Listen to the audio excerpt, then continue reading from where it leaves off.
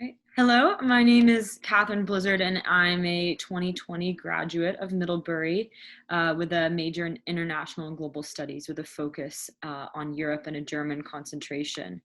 And it is my pleasure to welcome you all to an episode of our new virtual career exploration series called MIDDVantage. This series will focus on the field of both international and global development, and you'll get to hear from many talented members of the Middlebury community who work on different issues and in different institutions. And these people will help us learn more about how to enter this challenging yet rewarding field. To kick off this series, we are super lucky to be joined by Andy Karras, the Mission Director for USAID Tanzania. Andy, a career center of the Senior Foreign Service, joined USAID in 2000.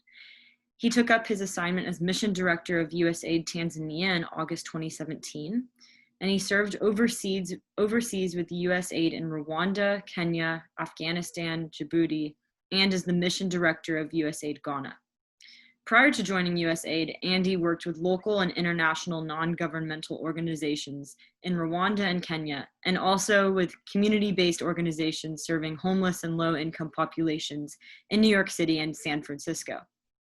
Andy gained his formative experience as a U.S. Peace Corps volunteer in Kenya from 1985 to 88, supporting rural women's groups on agricultural projects. Andy earned his BA in History with an Africa concentration from Middlebury College and a Master's in Science in International Agricultural Development from the University of California, Davis. He speaks Kiswahili and is conversational in French. Andy's spouse, Kona, earned her MS in Social Work at Howard University, Washington, D.C., and has worked with social service organizations in schools in the US and Africa, and also served as the US Embassy's Community Liaison Office in Rwanda and Ghana. Most importantly, Andy and Kona are the proud parents of daughters Zina, a senior at New York University, and Zaya, a sophomore at American University, who both grew up and flourished in Central, West, and East Africa. So, Andy, I'm going to ask you a few questions about both your work in international development and your career path after you left Middlebury. So my first question for you is, could you walk us through your career path after you graduated from Middlebury? And did you experience any notable event or course at Middlebury that led you to this career path? Thank you very much, Catherine. First, let me say it's a great pleasure to be on the line with Middlebury College. I have great memories of Middlebury, Vermont and the college years. I'm a graduate 1984 class. Actually, I was, if they still have February freshman, I was a Feb freshman, so I graduated in 1985, but had 4 great years at Middlebury. You were asking my path after graduation. My path after graduation was really direct into the U.S. Peace Corps. But really what led me to the Peace Corps was my junior year at Middlebury, where I had a semester overseas in Kenya. And Middlebury College at that time organized with a program through St. Lawrence University in upstate New York that had a very established semester in Kenya program that a number of students from small New England schools took advantage of. And so it was my advisor, my history teacher at Middlebury at the time, who pushed me towards that program. That really was the event, the experience in my formative years that really got me where I'm sitting now, about 30 years later in Dar es Salaam, Tanzania. It was that semester, junior semester from Middlebury. And that's when I really fell in love with this continent and became very interested in the work of international development. So when I graduated with a history degree from Middlebury, I knew that I wanted to get back to this place that impacted me quite profoundly for the semester that I was there, junior year. And it was the Peace Corps that I pursued. And I remember going right out of Middlebury and heading over to Boston, I think, where they had the recruitment for the Peace Corps. And after not too many months, I was off to back to Kenya, of all places, and actually very near where I was as a junior exchange student. So that's really what happened with Middlebury, onto Peace Corps, and then more and more unfolded. Well, that's really great to hear. And the next question I actually would like to ask you is, could you take us through what your day-to-day work schedule looks like? Sure. At USAID, which folks will know stands for the U.S. Agency for International Development, so it's the federal government agency that really programs leads on foreign assistance. Of course, there are other agencies, many, that work overseas. So we're based at the U.S. Embassy here in Dar es Salaam. Typically, USAID is co-located, if you will, with the State Department. Within the U.S. Embassy compound, we also have the Center for Disease Control. We have DOD, Department of Defense. We have U.S. Department of Agriculture, a number. USAID, our work is the work of development assistance and programming development assistance overseas. So my day as a director of the USAID mission here really can be very different from day to day. My favorite days are days where I'm really out in the field, where days that I'm getting out to beautiful parts of this country, meeting with communities. We do a lot of work in agriculture, so sitting down with farmers, hearing about their experiences, what their challenges are, what's working. Visiting health centers, we do a whole lot of work in maternal child health, work on malaria, work, of course, on COVID-19 right now, and HIV/AIDS, a big work stream for us. So meeting up with healthcare workers, visiting facilities, schools, education. A big part of our work here is in primary school education, particularly girls' education. So I absolutely love being in the classroom, learning, interacting. And then fourth area here is governance. Not only working on elections, but working to build the capacity of civil society. Might be private sector, media, women's groups, people with disabilities, youth. Getting out to meet people is a big part of what we do. That's my favorite part. But of course, in between, there are a lot of meetings. I'll meet with our ambassador, of course, at the U.S. Embassy on a number of things, with other colleagues in the interagency that work with the State Department that are doing statecraft and policy, or colleagues that work with the Defense Department that work on military to military assistance, working with host country military and on issues of security, peacekeeping operations, for example, and other agencies that are here. And then another very important part of my work is working with the host country government. So where we're working in agriculture, developing those relationships with the Ministry of Agriculture, a Ministry of Health, being sure that we're working lockstep, really under the ownership, if you will, and the policies of the host country government. And then another big part is, of course, working with other embassies and other development agencies. So it's really exciting. Every month we get together at a table. It's quite like the UN, where I meet with other diplomats who are the heads of DFID. That would be the UK Cooperation Agency, CETA, Canada, Swedish CETA, Sweden, the whole group of them are all here. So every month we get together, we talk about coordination, what's working, what's not. How can we work effectively, aid effectiveness, as we call it? How can we do the good work? So, and then of course I work and manage an operation with about 150 people, most of them Tanzanians. So that also keeps me busy, really helping to support and manage a big group, great group of people of all nationalities, mainly Tanzanian, as I mentioned, but also about 40 foreign service officers, Americans, third country nationals as well. So from the work of the office and building staff morale, keeping people performing well and really enjoying their workplace, a big part, developing relationship with the government, with other donor development partners, and really seeing how it's playing out in the field. What's happening in that classroom, what's happening in that health center, what's happening with civil society and media. That's where the rubber hits the road. So I get to see it from the planning to the inner side, and then getting out to see how we're doing. That's the fun part for me. Well, so I try to manage all that. Yeah. Your day-to-day work schedule sounds incredible. Thank you for sharing all the different people that you work with and all of the projects that you spend your day on. And I noticed that you touched a bit on the power dynamics in international development, and I'm going to touch a bit on that. So Historically, international development focused on players from the global north coming into the global south and really implementing their own resources onto these countries.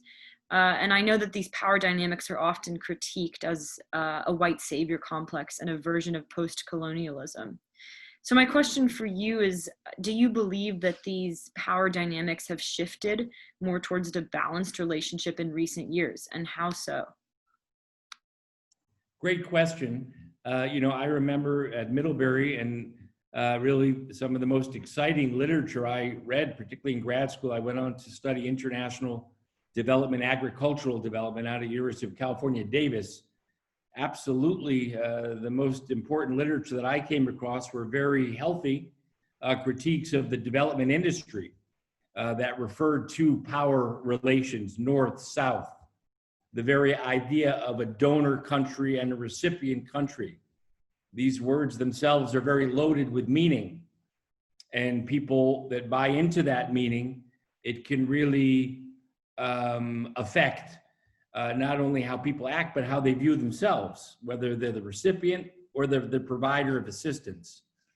I think what's changed over a number of years, particularly, let me say in Africa, where I've worked, is countries since colonialism, since independence, the 60s particularly, are really gaining their voice, their aspirations, a young generation, and awareness of their place in the world. And certainly, I think, like people everywhere, people want to be able to realize their aspirations. They want dignity. They want to be empowered. They want to have a voice in their future. That's certainly true on this continent. And so I've seen those power dynamics change absolutely to a voice of, or from, a donor-recipient relationship much more to a partnership relationship, absolutely. And I think a lot of that has to do with the politics of development, countries' place in the world, globalization. There are a lot of factors at play. And countries do, of course, interpret that power relationship differently. I know at USAID, we talk a lot about a country's journey to self-reliance. I think it's probably quite arguable whether any country, including the United States, which imports significantly from so many countries, can ever be or should ever seek to be self-reliant. I think the world and globalization puts us into relationships of interdependence. It's how effectively we negotiate those relationships based on good principles. And I think that's what Africa is demanding. Still, however, relationships are based on resources and needs in many cases. Countries in Africa do still receive significant assistance to make healthcare possible, to make education possible. But I think what we're starting to see is the needle move in terms of a country's ability, and of course it all depends on the country, but when you're talking of a country like Ghana, where I know we talked, you were in Ghana, I worked in Ghana for about 5 years myself, Tanzania, these are countries that also historically, have ingrained a strong sense of nationhood, of their place in the world. So they're looking at domestic resource mobilization. How can we generate resources to make us more self-sufficient so that we're not asking for aid? Because aid, whether it be a transition of aid in the United States, comes with strings. If you're receiving resources, it's going to come with some conditions attached. And that's a fact. I believe that's definitely a fact. But what we're trying to seek to do more and more as development professionals, and I think where our profession has evolved, and still a ways to go, for sure, but is one that's built more on partnership, on mutual benefits, and benefits that recognize the sovereignty and respect and dignity of countries. What was acceptable 20, 30 years ago has absolutely shifted. But still, there are some foundational issues, mainly around resources, that we're still, working through, for sure. Thank you for sharing that. And you spoke about some of the foundational issues that you're still trying to work through. But I would like to ask you how you have personally walked the sometimes challenging line between these power dynamics with your desire to aid and help others and work in the developing world. So, for example, the way we work, where I am here in Tanzania, and I think many USAID missions, as I mentioned, most of the people that I work in a day are nationals of Tanzania. So how do I work?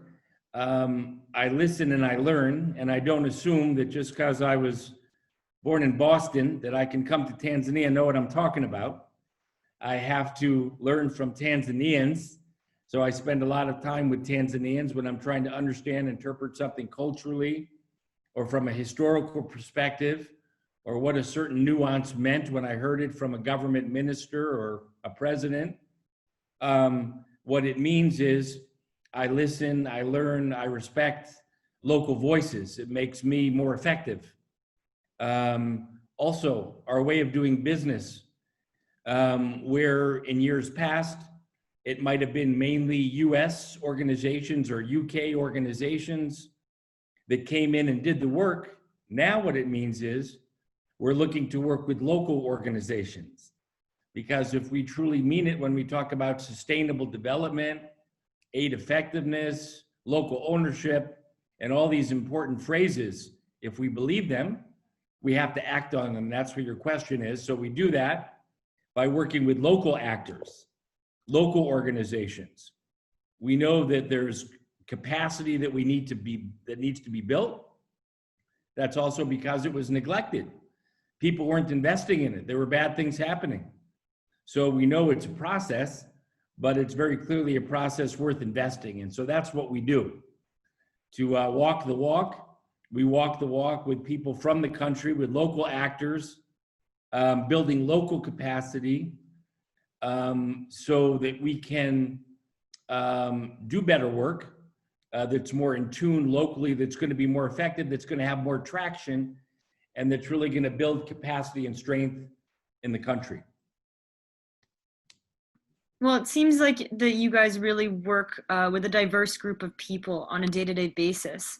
But I would like to ask a bit about how USAID and other international development organizations are including diversity and inclusiveness in their own companies. It's a great question, Catherine, and it's a question that a lot of development agencies and organizations are grappling with. In so many ways, we see that organizations are quite to a large extent reflection of the society around them.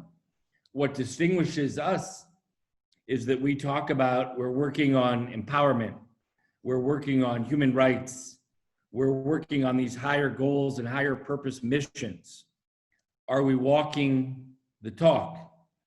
Are we practicing what we preach? Fundamentally is your question, and it's a very important question. And I think that certainly events in the States now, Black Lives Matter, and awareness to have the difficult, challenging, uncomfortable conversations within our organizations, within our spheres of influence are hugely important. I know they're ones that our agency is having, as is the United Nations, as are organizations everywhere, to take stock of themselves, to say, if we want to do the important work that we're doing, and we want to talk about inclusion and all voices and women and people with disabilities, people of all backgrounds and religions, if we want to be effective with those stakeholders, we need to look and understand those stakeholders, look like them, represent what we're trying, our constituency, if you will. So that's a work in progress, but I feel an urgency, personally and professionally, and we're very, of course, seized with all we see happening in the world.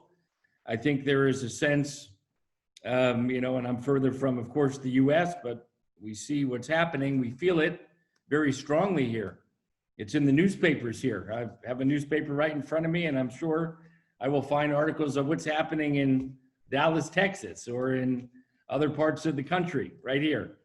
So Africa pays a lot of attention. And when particularly development organizations speak out on issues of corruption or issues of a government grabbing power or transgressions, as we have seen in Africa and as we see around the world. But when you do that, it comes with a certain responsibility. And if you're not reflecting that commitment, that will, you will very quickly come under the microscope of hypocrisy and saying something while not practicing it. And I find that Africa, I believe to its credit, is very quick to recognize that and challenge not only themselves, but challenge us as well to be better. You know, people are watching, they're watching what's happening in the world. So it comes with its challenges, but I think it's all part of a very important process. And I think a process that really needs to be encouraged, and the pace continues need to pick up faster and faster. And I sense that's what's happening in the States and of course in capitals around the world. There's a sense that it's time, the moment has come to be sure that we're living and working in a society, whether it's the States, whether it's Tanzania, where we're reflecting those values of which we seek to practice, that we're doing that in our day-to-day, in our work. And all we're saying on this call is it's especially important to do in this kind of work, because that's what this work is about. It's very often about working with disadvantaged groups.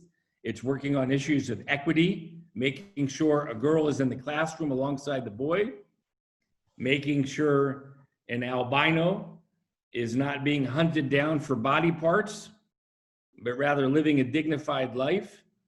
It's about being sure that ethnic minorities or religions in certain societies are not vulnerable to threats, marginalization. That's our work. So if we're doing that very important work, obviously it behooves us, it compels us to practice what we're preaching in our own organizations and really the way we do business. So, you know, that's something we're taking seriously. And again, I see it moving and I see more and more momentum for it. And I think that's very exciting. Well, thank you for that very well put answer. And I think that speaking of, inequities in both the US health system and abroad during this pandemic, I would like to ask a bit about how the COVID-19 pandemic has affected international development and how you see this affecting both this sector and Tanzania and East Africa in the future. Well, certainly, COVID has had enormous impacts. In Africa, if we look at the statistics, it seems that it's not yet, and I think a very important word there is yet impacted Africa or most of sub-Saharan Africa to the extent that clearly it has in the Americas and in Europe. However, and of course, we're learning and listening a lot to people from the Centers for Disease Control and other tropical medicine organizations around the world with respect to modeling, demographics, environment, a number of factors. So we're waiting cautiously and taking precautions, but every country differently. Tanzania, we can speak of in particular, is taking quite a different approach than other countries. But let me just say that in general, as with the United States and other countries, it's had a very significant impact on economic development, on forecasted rates of economic growth. The World Bank, where we saw good growth in Africa, 5% and more in many countries, including Tanzania. Now we're seeing stagnation or negative numbers projected. So what does that mean? That means countries coming out of COVID are going to require more borrowing of international lending institutions, that they're going to have to enter into more agreements with interest for concessional loans that they're going to have to receive in cases debt forgiveness because of the costs and the perils of what this has wrought on the economy. So those effects, economic effects, absolutely. Education. Yesterday, I was on a Zoom call with students in a part of this country that have been out of school for 3 months, first and second graders. Education, already where standards of education, particularly in rural areas, are challenged. When you take a kid out of school for 3 months, obviously impacts livelihoods, gender-based violence. You know, we've seen the ripple effects of this: social, economic, political, democratic, everything. It's touched on everything, mainly, unfortunately, with negative effects. If a government, Tanzania, has, as I mentioned, taken a different tack. Tanzania has essentially declared victory over coronavirus, unlike its neighbors, Uganda and Kenya. Tanzania believes that it has largely controlled the virus. It's actually not released statistics on new cases or death since April 29th. So when a country does that at the highest levels, it begins to affect people's perceptions, understanding of the risks, and you see different public behaviors. You see different people were, you know, at one time we were wearing face masks. You will see a lot of people now that are not. So there are a lot of effects, social, economic, political. It's been profound, and it's going to take some rebuilding for sure. Right now at our US Embassy and embassies around the world, there's a continuum of phases for reopening embassies. We're on the much lower end. Many of my colleagues have gone home to the States, and you know, a percentage of us are here. So it brings a lot of challenges on our institutions as well. And we've spent a lot of time talking about teleworking, getting people back to post and the like. So it's affected things significantly. I'm sure that it has affected things really significantly, both worldwide and, as I know, in the US. And for my last question today, I just would like to touch on, you know, all college students and recent graduates. So as I'm a 2020 college graduate entering quite a turbulent job market, what suggestions do you have for those of us looking to enter into this field? And, you know, maybe what can we do to help set ourselves apart when many, you know, in-person internships and jobs are not an option?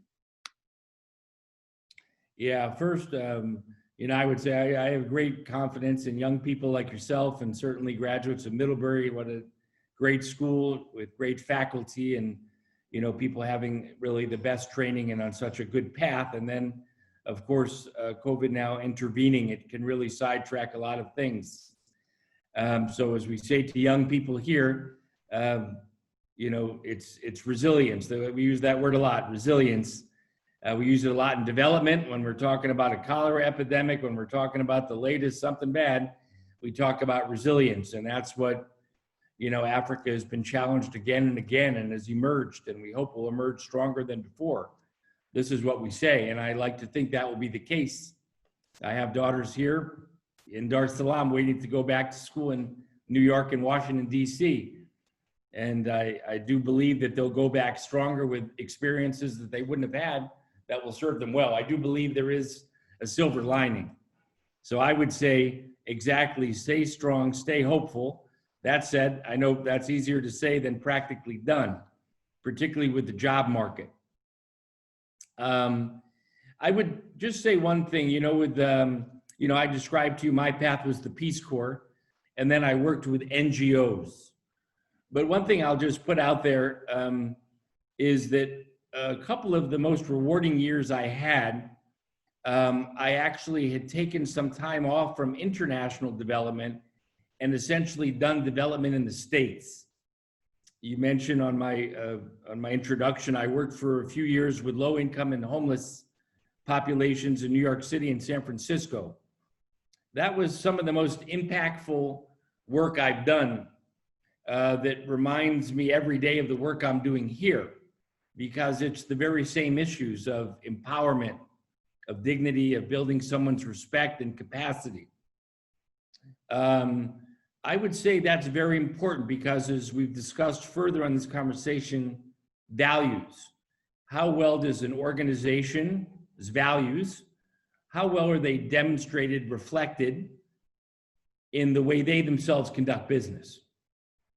So I mention this because to me, it distinguishes someone to show their values, their makeup, by what people have done on their own terms in the United States or wherever they are. It shouldn't matter that you believe or you're passionate about something that's important.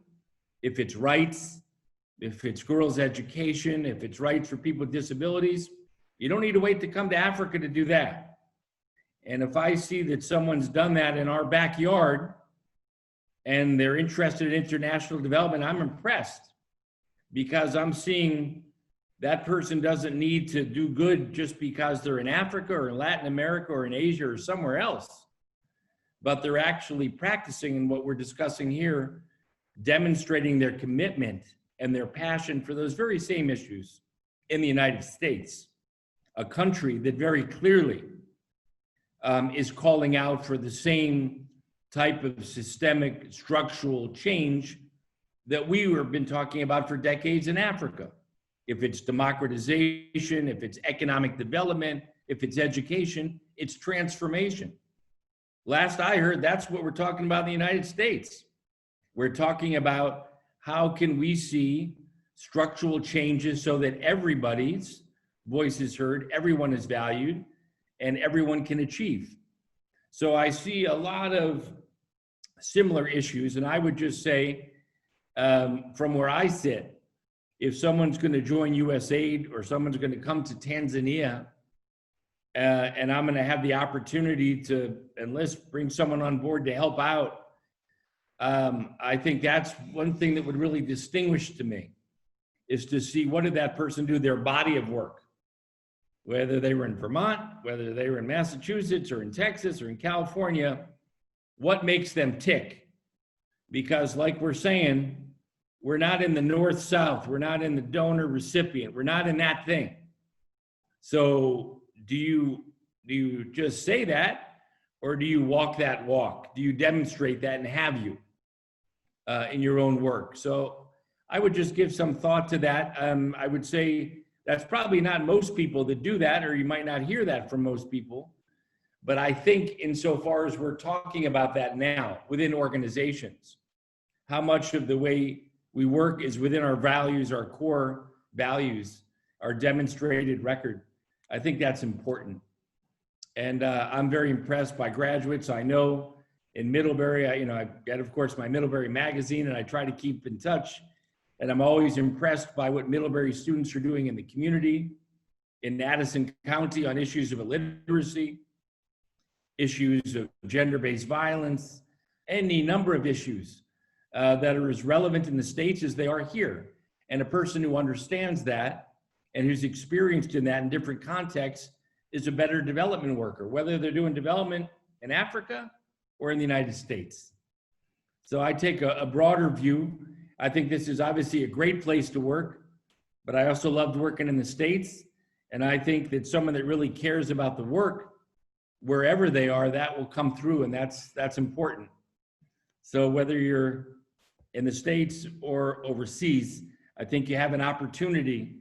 And certainly now, the world is watching, the world is seized, the time is now.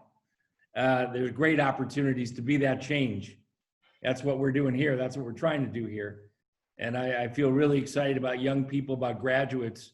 We're really looking to you, actually. I always tell my daughters that you are going to be the next generation. You're going to take us that step, alas, that step. That's the way I feel. So I have great hope in graduates like yourself and Middlebury to really be that change, be real catalysts for that change, so that we're not moving back, we're really moving ahead. We're not, and I really do believe we talk about watershed moments. I grew up in the early 60s, so I was too young to appreciate a lot of the social movements of that time. But I certainly feel that this is that time. And especially for young people who are really seizing the moment to do that. So that's what I say. I will certainly heed your advice, and I'm sure many other young graduates will also love to hear what you've said. But thank you, Andy, just so much for joining me today, letting me ask you some of these questions. I know that it's quite late in Tanzania. And thank you to everyone who will later watch this interview. We hope that you'll check out future episodes on this and other career conversations.